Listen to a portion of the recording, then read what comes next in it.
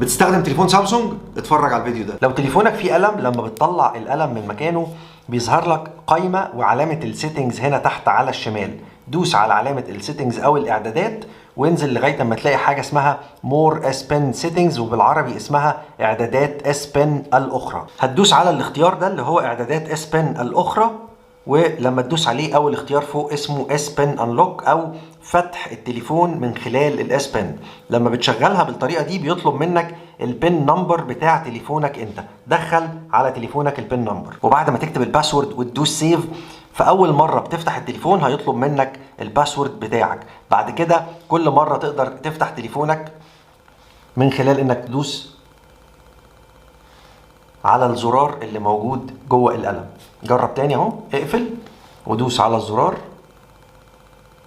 التليفون يفتح. بس خلي بالك ان الموضوع ده في الامان بتاعه او درجة الامان اقل بكتير من الطبيعي، لان ممكن اي حد باستخدام القلم يفتح تليفونك. وانا تامر، وفي الاخر ما تنساش تعمل سيف للفيديو، شير مع اصحابك، فولو عشان تشوف الحاجات الجديدة.